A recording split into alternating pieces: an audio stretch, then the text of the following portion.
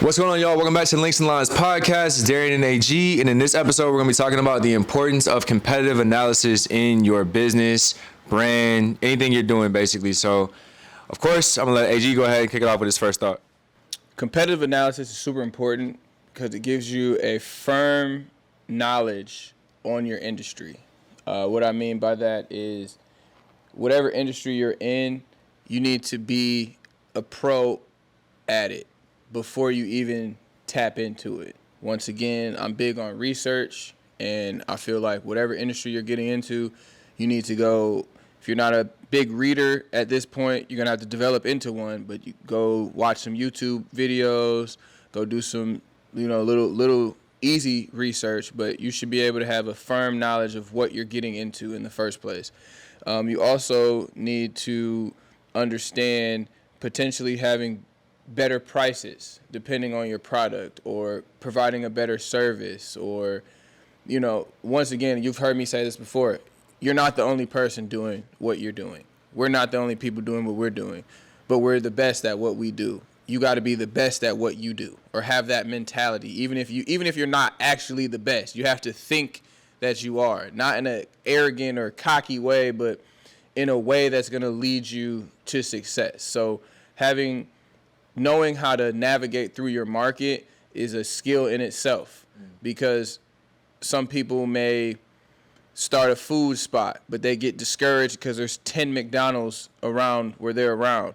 There's so much information coming out about how bad McDonald's food is for the body. McDonald's is just super good at real estate, but you could still be a successful food company surrounded by all of those McDonald's. Do your research in the area. Why are there so many McDonald's? It's probably because it's a heavily populated area.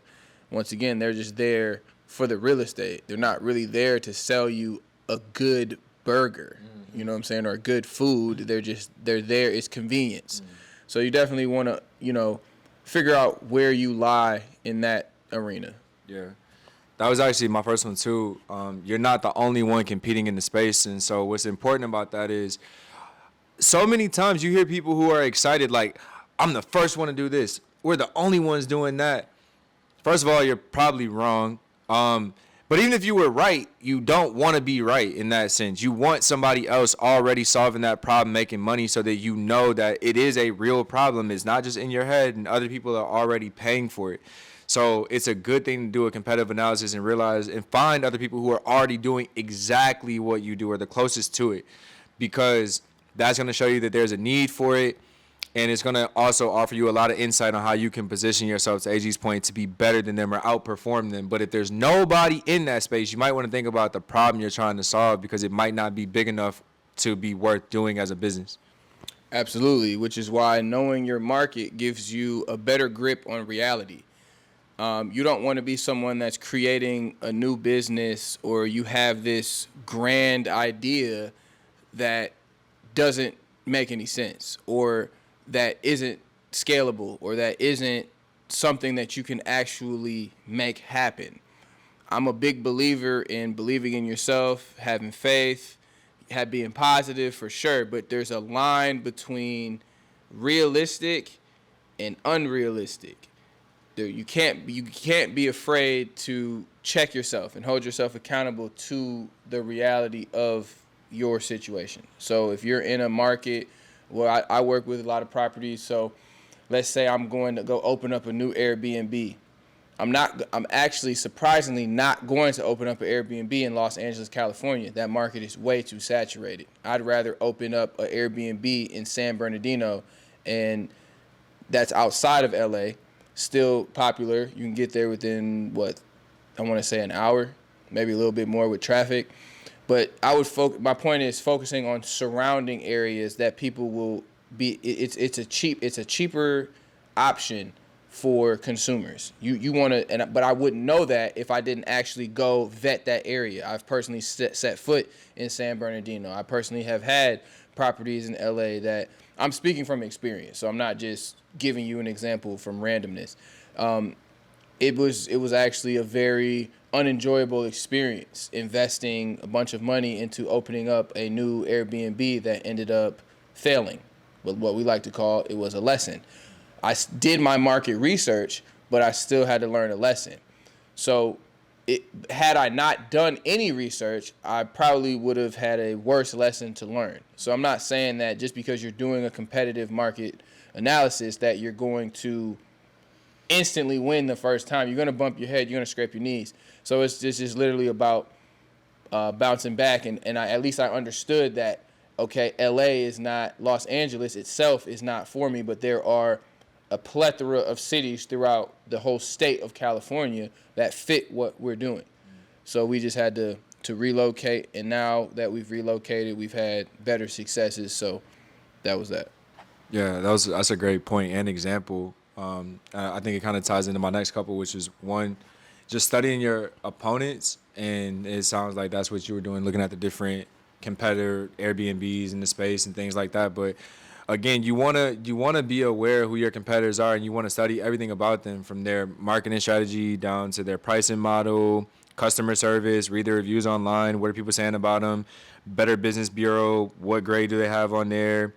I mean, all types of stuff. I mean, because these are all things that can help inspire you to make certain decisions or different business directions, strategic decisions, all these things. But if you're, like to AJ's point, if you're just unaware of it, you're just not going to be in the loop. You can make a lot of mistakes that have already been made. You could have saved yourself a lot of time, a lot of money.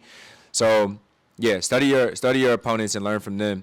And then my last one was just understanding the marketing strategy of your opponents. So again, you have some people who you might see them on a billboard, you might see them on a bus stop bench or something like that.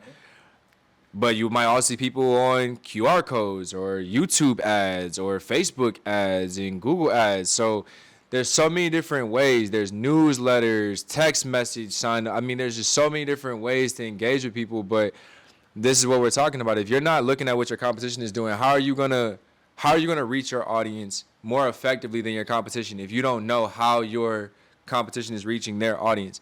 Now, if they're sending snail mail, like dropping letters in the mail and sending that to all their customers, which most people probably aren't doing these days, but if they were, that's a huge, if you knew that as a business, that would present a huge opportunity for you, because you could digitize that same communication however you wanted to do it, and you could communicate with your customers, engage with them a lot more often than the company who's waiting on the mail to show up and drop something at every single customer's house.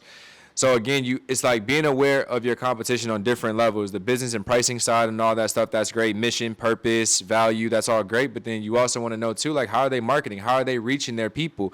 You know, because you're gonna also want to figure out your own way of reaching them. You're not gonna want to do the exact same method or approach, but you're gonna want to find how you can kind of tweak that and make it better for your brand.